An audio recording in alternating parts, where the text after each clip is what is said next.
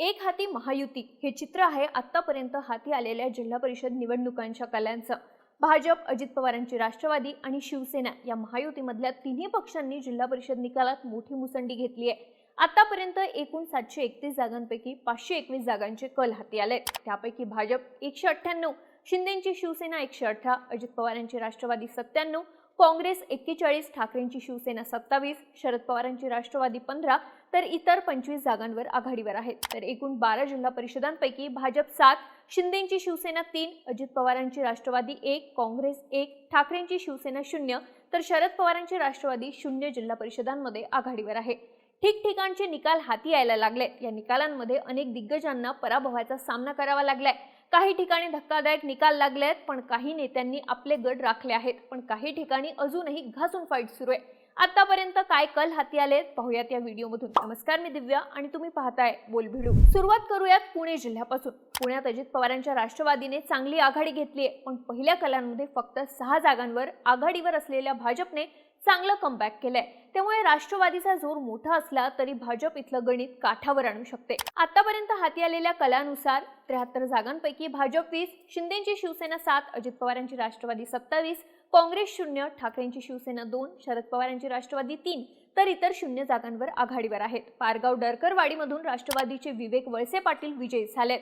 कोल्हापूर जिल्हा परिषदेत सुरुवातीला घासून फाईट सुरू होती। आता या फाईट मधली चुरस आणखी वाढली आहे, कारण काँग्रेस विरुद्ध भाजप असंच या फाईटचं चित्र राहिलेलं नाही, तर राष्ट्रवादी काँग्रेस आणि शिंदेच्या शिवसेनेने सुद्धा इथे आघाडी घेतली आहे। सध्याच्या कलानुसार कोल्हापूर जिल्हा परिषदेच्या 68 जागांपैकी भाजप 10, शिंदेची शिवसेना 10, अजित पवारांची राष्ट्रवादी 10, काँग्रेस 13, ठाकरेंची शिवसेना 2, शरद पवारांची राष्ट्रवादी 0 तर इतर 5 जागांवर आघाडीवर आहेत। सोलापूर जिल्हा परिषदेने सुरुवातीपासूनच धक्कादायक निकाल दिलेत। इथे माजी आमदार राम सातपुते यांच्या पत्नी संस्कृती सातपुते यांनी आमदार उत्तम जानकर यांचे चिरंजीव जीवन जानकर यांचा पराभव केला। त्यानंतर राम सातपुते यांनी शड्डू ठोकत जल्लोष सुद्धा साजरा केलाय। आतापर्यंत हाती आलेल्या कलानुसार सोलापूरमध्ये 68 जागांपैकी भाजप 21, शिंदेची शिवसेना 4, अजित पवारांची राष्ट्रवादी 9, काँग्रेस 0, ठाकरेंची शिवसेना 0, शरद पवारांची राष्ट्रवादी 0 तर इतर 4 जागांवर आघाडीवर आहेत। सोलापुरातील बार्शी तालुक्यातील पंचायत समितीवर 12 पैकी 9 जागी भाजपचे उमेदवार विजयी झाले असून माजी आमदार राजेंद्र राऊत यांच्या नेतृत्वात भाजपचा ऐतिहासिक विजय झालाय। तर ठाकरे गटाचे आमदार दिलीप सोपल यांना जोरदार धक्का बसलाय। दोन्ही शिवसेना आणि दोन्ही राष्ट्रवादी मिळून महाआघाडीचा प्रयोग केला होता, पण तो इथे फसला आहे। तर माजी आमदार दीपक साळुंखे यांचे चिरंजीव यशराज यांचा पराभव झालाय। सध्या तरी सोलापुरात महाविकास आघाडीला धक्का बसताना दिसतोय। सांगली जिल्हा परिषदेत पहिल्या कलानुसार भाजपने आघाडी घेतली होती, तर दुसऱ्या कलानुसार सुद्धा सांगलीमध्ये भाजप आघाडीवर आहे, पण काँग्रेस आणि शरद पवारांची राष्ट्रवादी सुद्धा इथे रेसमध्ये आहे।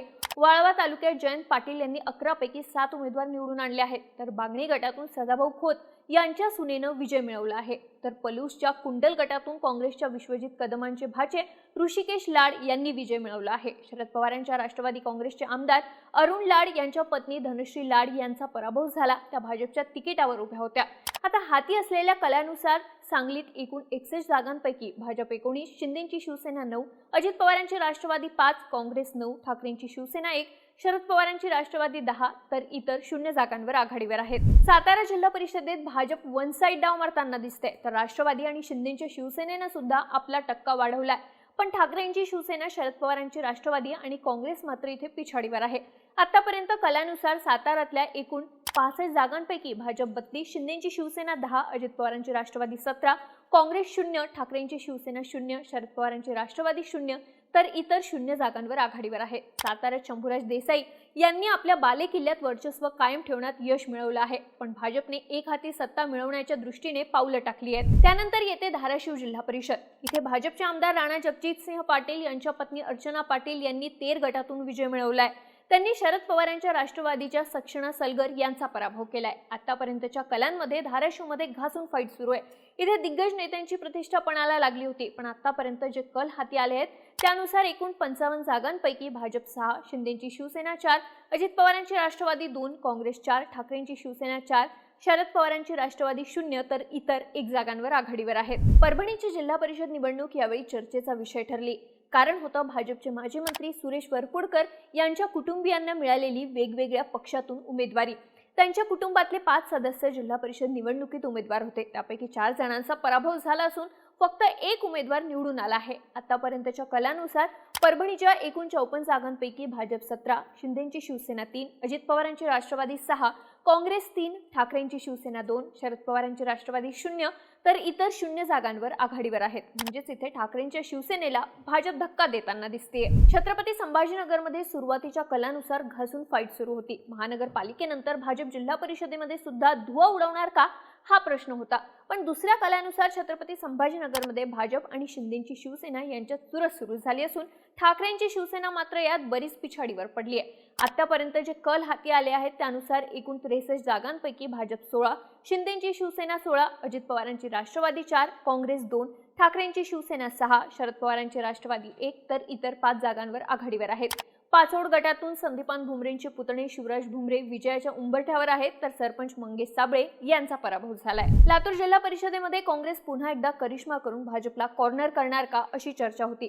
मात्र इथे भाजपने सध्या तरी काँग्रेसला काठावर आणलंय. आतापर्यंत हाती आलेल्या आकडेवारीनुसार एकूण 59 जागांपैकी भाजप 14, शिंदेची शिवसेना 2, अजित पवारांची राष्ट्रवादी 5, काँग्रेस 11, ठाकरेंची शिवसेना 0, शरद पवारांची राष्ट्रवादी 1 तर इतर 2 जागांवर आघाडीवर आहेत. रायगडमध्ये भरत गोगावले यांचे पुत्र विकास गोगावले यांचा 5000 मतांनी विजय झाला. त्यानंतर गोगावले पितापुत्रांनी मोठा जल्लोष केला. गोगावलेंचे पुत्र विजयी झाले. आमदार महेंद्र दळवी यांच्या पत्नी विजयी झाल्या. पण आमदार महेंद्र थोरवे यांच्या सुनबाईंचा पराभव झाला. इथल्या राष्ट्रवादी विरुद्ध शिवसेना फाईटमध्ये काहीशी घासून फाईट आहे. आतापर्यंत जे कल हाती आले आहेत त्यानुसार 59 जागांपैकी भाजप 6, शिंदेची शिवसेना 13, अजित पवारांची राष्ट्रवादी 10, काँग्रेस 0, ठाकरेंची शिवसेना 3, शरद पवारांची राष्ट्रवादी 0 तर इतर 5 जागांवर आघाडीवर आहेत. त्यामुळे इथे अजूनही चुरस सुरू आहे. सिंधुदुर्गात नितेश राणे यांचा एक हाती झंझावात सुरू आहे. कारण भाजपने इथे मोठी मुसंडी मारली आहे. ठाकरेंची शिवसेना मात्र बरीच पिछाडीवर आहे. एकूण 50 जागांपैकी भाजप 23, शिंदेची शिवसेना 5, अजित पवारांची राष्ट्रवादी 0, काँग्रेस 0, ठाकरेंची शिवसेना 1, शरद पवारांची राष्ट्रवादी 0 तर इतर 2 जागांवर आघाडीवर आहे. सावंतवाडी कोलगाव जिल्हा परिषद गटामधील हाय व्होल्टेज लढतीत भाजपचे बंडखोर मायकल डिसूजा 250 मतांनी विजयी झाले असून भाजपचे उमेदवार जिल्हा बँकेचे संचालक महेश सारंग यांचा त्यांनी पराभव केलाय. रत्नागिरीमध्ये उदय सामंत यांच्या नेतृत्वात शिंदेच्या शिवसेनेचा विजय जवळपास निश्चित झालाय. कारण शिंदेच्या शिवसेनेने एकूण 56 जागांपैकी 26 जागांवर आघाडी मिळवली आहे. आतापर्यंत समोर आलेल्या आकडेवारीनुसार भाजप 1, शिंदेची शिवसेना 26, अजित पवारांची राष्ट्रवादी 2, काँग्रेस 0, ठाकरेंची शिवसेना 5, शरद पवारांची राष्ट्रवादी 0 तर इतर 2 जागांवर आघाडीवर आहे. थोडक्यात भाजपने जिल्हा परिषद निकालांमध्ये मोठी मुसंडी मारली आहे तर मवियामध्ये फक्त काँग्रेसला भोपळा फोडता आला आहे.